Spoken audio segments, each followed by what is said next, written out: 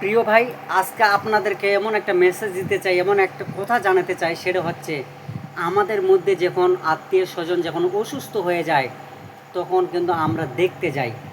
তো এইভাবে অসুস্থ ব্যক্তিকে আমরা যখন দেখতে যাই, তখন আমরা দেখি, এবং অনেক লোকে কিন্তু তাদের বাড়িতে কিন্তু দেখতে যায়। আর যখন দেখতে যায়, দেখবেন ডালিম, আপেল, বেদানা, কমলা, লেবু ইত্যাদি অনেক কিছু ফল ফ্রুট নিয়ে যাওয়া হয়।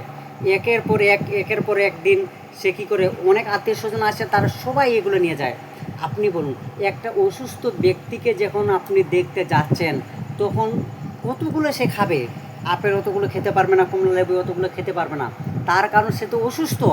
কিন্তু ওই জায়গাটাতে যদি আমরা কমলা, আপেল, লেবু না নিয়ে যেয়ে যদি আমরা কী করি, ওই জায়গাতে আমরা অসুস্থ ব্যক্তিকে কিছু ফল নিব, এটা আমরা নিব, ঠিক আছে, ফল। তার সঙ্গে সঙ্গে যদি একটু ফল কম কিনি, আর তার সাথে সাথে যদি একটু পয়সা তার হাতে তুলে দেই, তাহলে কতটা উপকার হবে, সে ওই ব্যক্তি কতটা ভালো হবে। এমন হয়ে যায়, এমনি অসুস্থ ব্যক্তি কিন্তু অসুস্থর মধ্যে পড়ে রয়েছে, টাকা পয়সা যাচ্ছে তার চিকিৎসা করতে তার অনেক টাকা চলে যাচ্ছে। ইতিমধ্যে দেখা যায় ওই ব্যক্তির বাড়িতে আবার দিনের পর দিন আত্মীয় স্বজন আসতে থাকে, এমনকি 15টা, 20টা, 25টা অবধি চলতে থাকে।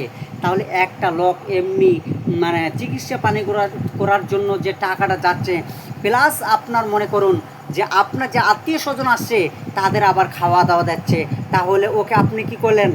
ওকে আপনি একদম আরও দুর্বলতা করে দিলেন।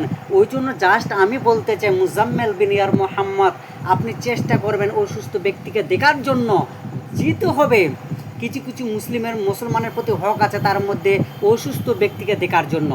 তো মাশাআল্লাহ, খুব সুন্দর দেখতে যাবেন, কিন্তু একটা কথা খেয়াল রাখবেন, মনে রাখবেন, সেটা হচ্ছে আপনি যখন দেখতে যাবেন তখন তার জন্য টাকা নিয়ে যাবেন, কিছু টাকা পয়সা দিবেন, তাহলে দেখবেন সে ব্যক্তি অনেক ভালো থাকবে। আল্লাহ তাবারক তাআলা আমাকে, আপনাকে, সকল মানুষকে যেন এরকম শোনার থেকে বেশি বেশি করে আমল করার তৌফিক দান দেয়।